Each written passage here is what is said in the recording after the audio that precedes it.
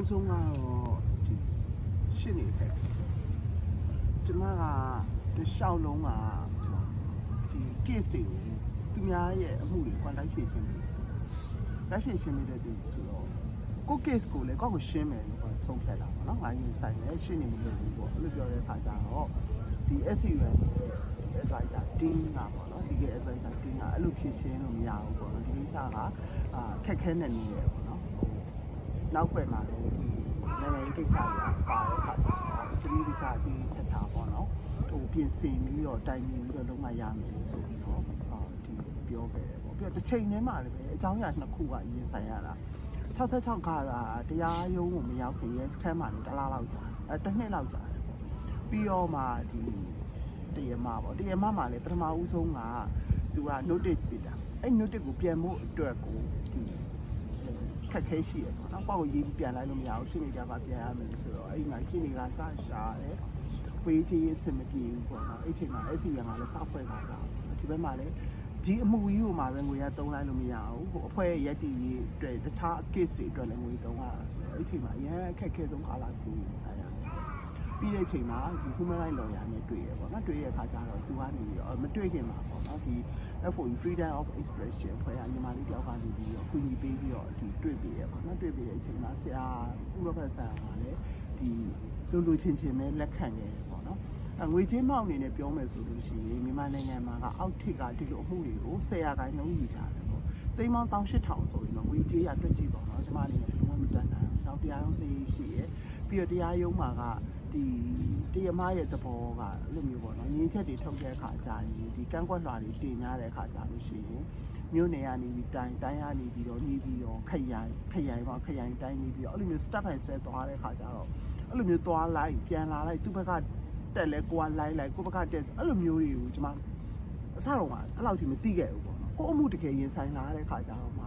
အစကတော့ဆရာဦးရောဘက်ကတိတ်မပြောဘူးသူကဒီလိုအပ်တယ်ဆိုလို့ရှိရင်တက်သွားတယ်ဒါပေမဲ့2021နောက်ပိုင်းဆရာဦးရောဘက်မရှိဘဲနဲ့ဒီကိုကျော်လက်ဆိုးကိုလွှဲလိုက်တဲ့အချိန်မှာကျတော့သူကကျွန်တော်တိုင်နေတယ်ဒါတက်မလားဘာလို့ဆိုငွေကြေးတလို့ရှိရပေါ့နော်ဆရာနဲ့တုန်းကကျတော့ငွေကြေးအဲ့လောက်မစင်းသားရပဲနဲ့အဲ့အချိန်မှာကျွန်မခေါင်းပေါ်မှာအဲ့လိုဝင်တော့ဝင်ပူကြီးဖြစ်လာတယ်ပေါ့ပြီးလို့ရှိရင်လည်းဒီအာနာသိမ့်ပြီးတဲ့ကာလဆိုတော့တည့်ရဲ့အတိုင်းပဲတရားရုံးတွေမှာစစ်တပ်တွေရေးရှိရကျွန်မကလည်းထောင်ဝထွက်လာခါစားပေါ့နော်အဲ့ဒီထောင်ဝထွက်လာခါစားမှာကျွန်မကအလုပ်သမားကိစ္စကိုဆက်လုပ်တယ်လူသမားကိစ္စကိုဆက်လုပ်နေတယ်ပြီးတော့အဲ့ဒီအချိန်မှာကျွန်မက NUCC ရဲ့ joint committee ကိုတပိတ် committee ကိုကျွန်တော်မထွက်ရသေးဘူးအဲ့ချိန်မျိုးမှာပေါ့နော်ဒီရန်ကုန်ထဲမှာတပိတ်တပ်သားတယောက်ဖမ်းခံရတယ်လို့ NUCC ဘက်ကတခုခုလုပ်တယ်လို့မှွေတယ်လို့ပါလို့ရှိရင်ကို့မှာအရင်ကိုတောကတွေနဲ့တွားရတယ်အဲ့နောက်ပိုင်းမှာကျွန်မဆက်ပြီးတော့တီးမခံနိုင်တော့တဲ့အတွက်2020မှာကျွန်မအဲ့ joint committee တွေရောမြန်မာလီဘာ alliance ကရောတခြားတပိတ် committee တွေအားလုံးထွက်ပြီးကျွန်မအလုပ်သမားကိစ္စတီးစံမဲ့လုပ်တော့တယ်ပေါ့နော်ဒါပေမဲ့လူသမားကိစ္စတီးသတ်မယ်လုပ်တယ်ဆိုပေမဲ့စက်ရုံတွေမှာတပိတ်တွေလုပ်တယ်ဒီလူတွေပေါ်မှာလာရှာတယ်လို့ဘာလို့ဖြစ်တဲ့ခါကျရင်ကျမတို့ဖေးရရောက်လာတာပဲဟဲ့ဒါငါအဖွဲရလူတွေငါအဖွဲရလူတွေဆိုတဲ့စိတ်နဲ့ငါ့ကိုဘလို့များဖြစ်မလဲဆိုတဲ့စိတ်နဲ့ပေါ့ဒါကကျမအပြင်ပါတရားရုံးထဲမှာကျတော့ဘာလဲဆိုတော့သူတို့ကကျမကိုစတင်ပြီးတရားမစွဲခင်တည်းက SCU ကတရားမဝင်ဖွဲ့ပြီးဖြစ်တယ်အဲ့တော့ဒီစကလုံးကိုတခြားလုံးကျမကိုညှိနှိုင်းဖြန့်နေရေးမှလည်းပြောတယ်အပြင်မှာလည်းပြောတယ်အဲ့တော့တရားရုံးမှာဒီတရားရုံးခန့်ချင်းချင်းလေးမှာတက်ကြည့်ပေါ့နော်တရက်လိုကနေပြီးတော့ပြောနေတာကျမနဲ့ပတ်သက်ပြီး SCU ကတရားမဝင်အသင်းဖွဲ့ဖြစ်တယ်နော်မြန်မာနိုင်ငံမှာဆိုလို့ရှိရင်တရားဝင်အသင်းဖွဲ့ကတစ်ခုပဲရှိရအဲ့တော့တရားမဝင်အဖွဲ့အစည်းကနေပြီးတော့လုပ်နေတဲ့လုပ်ရက်တွေကတရားမှုတရားအဲ့လိုမျိုးတွေပေါ့နော်နောက်တစ်ခုကဒီဥပဒေကိုမသိတာပေါ့အလုပ်သမားသမဂ္ဂဆိုတာကအလုပ်ရှင်ကိုဟိုပြောစရာမလိုပဲနဲ့အလုပ်သမားတွေရဲ့လွတ်လပ်တဲ့စံနာနဲ့ဖွဲ့ရတယ်ဆိုတာကိုသူတို့မှအဲ့ဒီအတိမရှိတဲ့အခါကျတော့သမကဖွဲ့ဖို့အတွက်ကိုအလုပ်ရှင်ကိုလာမပြောဘူးပေါ့ဒါကြောင့်မလို့အလုပ်ရှင်ကနေပြီးတော့ဒီဟာကိုလက်မခံဘူးပေါ့နောက်တစ်ခုကျွန်မအခက်ဆုံးကတစ်ချိန်လုံးဒီစက်ရုံထဲမှာပေါ့နော်ဒီတပိတ်ဖြစ်စဉ်ကာလတလျှောက်လုံးမှာသူတို့ဘာပြောလဲဆိုတော့ဘယ်ဆန္ဒပြခဲ့တဲ့ရက်3ရက်ကိုကျွန်မကအလုပ်သမားတွေကိုပြောတယ်မင်းတို့ကအရှိမရှောင်းတခင်ခွင့်ကိုစပြီးစက်ရုံဖွင့်နေတာယခုချိန်ကြီးတခါမှမယူခဲ့ဘူးဒါကြောင့်မလို့မင်းတို့ကရှောင်းတခင်ခွင့်တွေဆုံးရှုံးသွားခဲ့တယ်အဲ့တော့ဒီတပိတ်ပြခဲ့တဲ့ဆန္ဒပြခဲ့တဲ့3ရက်ဒီတိုင်း no one no pay ဖြစ်တဲ့အတွက်ကြောင့်မလို့ဒါညှိပါအလုပ်သမားဥပဒေမှာကအလုပ်သမားအခွင့်အရေးမှာတာလွန်ကောင်းမွန်တဲ့အခွင့်အရေးညှိနှိုင်းခွင့်ရှိတယ်သိတယ်လေ no one no pay ဆိုတာကိုလည်းသိတယ်စ ဆန္ဒပြရင်လာစာမပေးဘူးဆိုတာလည်းသိတယ်ဒါပေမဲ့ဘယ်ဆက်ရုံမှာမဆိုကျမနမူနာပြောမယ်ဆိုရင် poster ရဲ့ပေါ့ restaurant ဆိုတဲ့စက်ရုံကာလာမှာဆန္ဒပြခဲ့တယ်9ရက်ကာလာ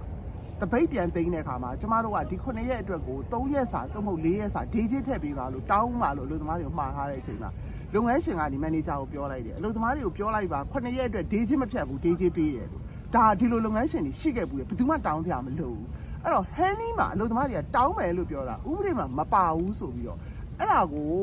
ဒီအလုပ်သမားတခြားသောပေါ့နော် SUI မဟုတ်တဲ့တခြားသောအလုပ်သမားအဖွဲ့အစည်းတွေကနေပြီးတော့ပြောတယ်ဥပဒေမှာမရှိရတာတောင်းဝင်မရှိဘူး